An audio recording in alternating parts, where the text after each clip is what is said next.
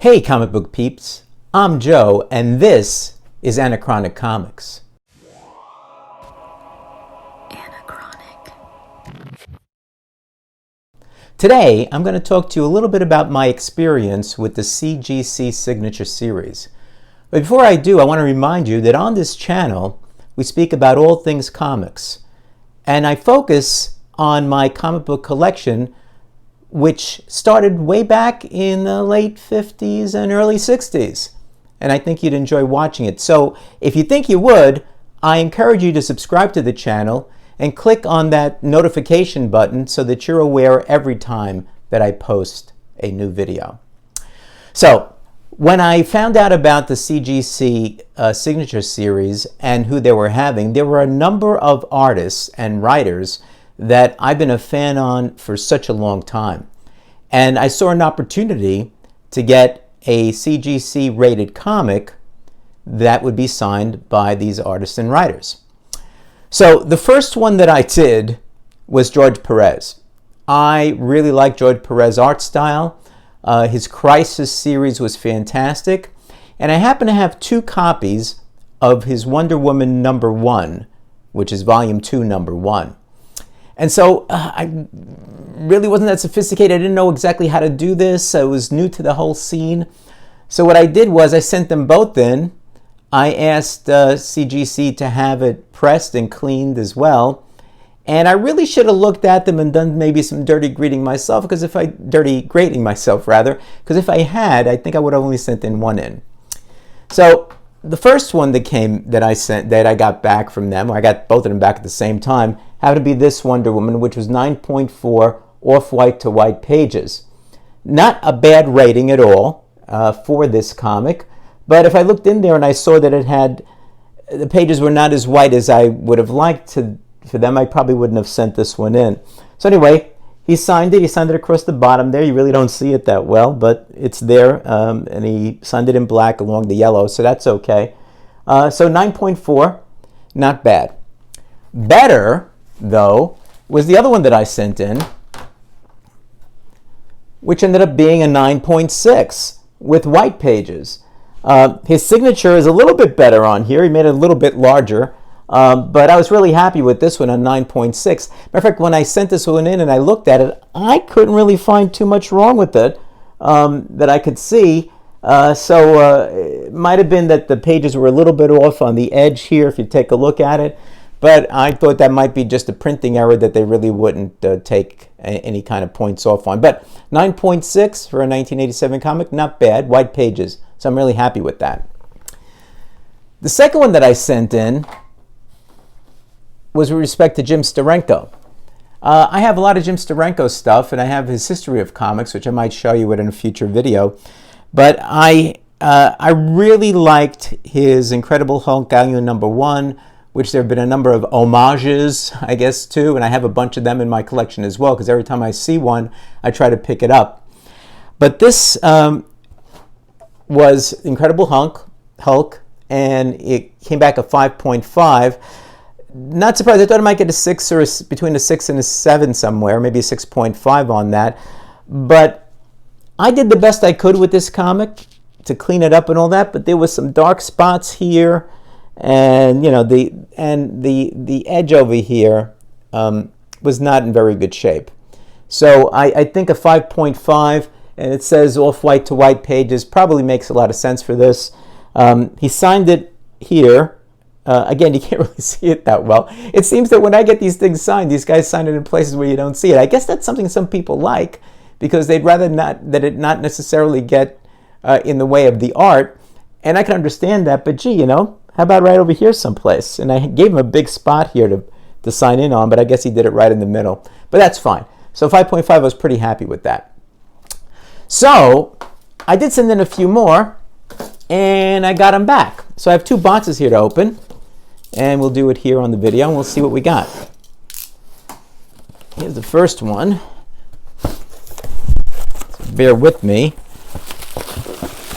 I'll take it out.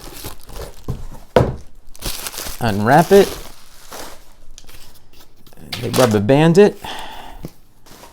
Okay, yeah, I remember these. So I'm a fan of The Punisher. And if you weren't a fan of The Punisher before the Netflix series, and you saw the Netflix series, you had to become a fan of The Punisher. And one of the guys that I thought drew The Punisher the best was Mike Zeck. So when Mike Zeck was being part of the CGC Signature Series, I had a couple of his variants that he sold only online on his website. So I bought number 1 and number 2 a while back.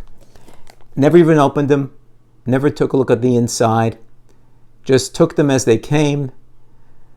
They were bagged and boarded already. I put my own bags and boards around them, and that was fine. So when I took a look at them, they looked in pristine condition. Didn't need to be cleaned. Didn't need any kind of press that I could see. And so from the standpoint of doing this, I said, you know what, I'm just going to send them in. So the first one I'm going to show you is number 2. And although I never opened it, looks great to me, for some reason, number 2 got a 9.6. So I'm looking at this now through the CGC boxing, and, well,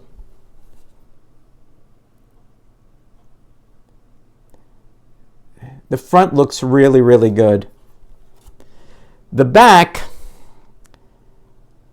maybe I see a little bit of an indentation here. I'm not sure you guys can see it on the video, but no clue, guys. Unless that was it and they decided to give me a 9.2 because of that, I guess that's possible. But, gee, that's really being nitpicky, I'd say. Better, however, was number 1. Number 1 came back at 9.8. Looking at number 1 in the back, yeah, I don't see that little indentation I saw in number 2. Looks clean. Front is clean, and it's a cool cover, huh? Look at him. He's sitting there. He looks mean, looks angry, and he's ready to shoot back whoever's shooting at him. So I'm pretty happy with this. A little bit bummed on the number 2, but that's okay. And one more box here. Let's see what we got on this one. Oh, I think I remember what this one was.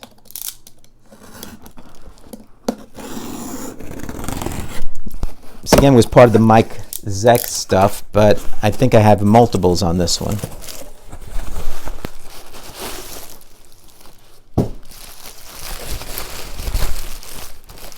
Yeah.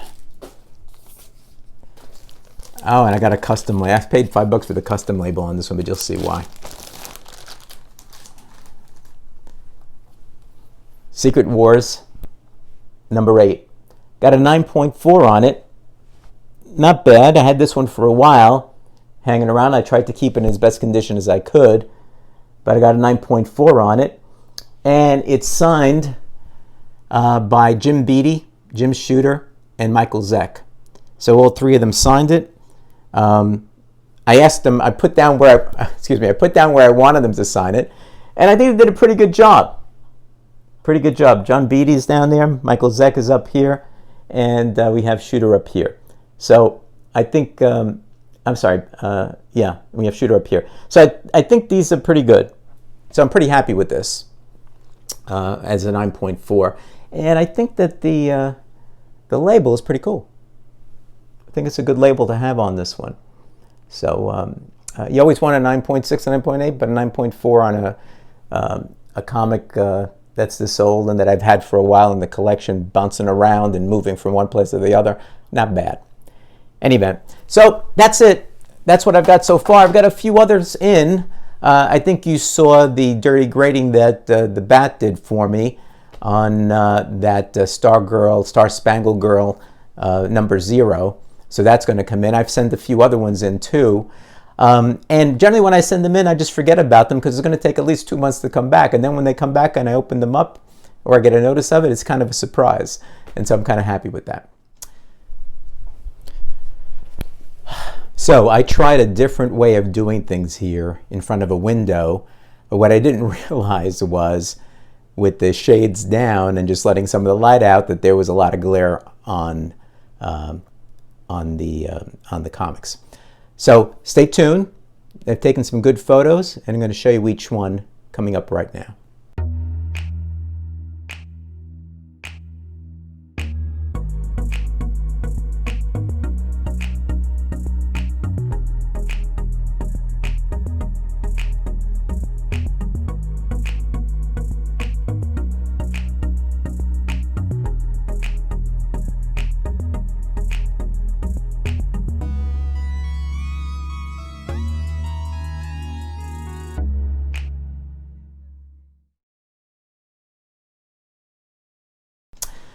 So let's wrap this one up.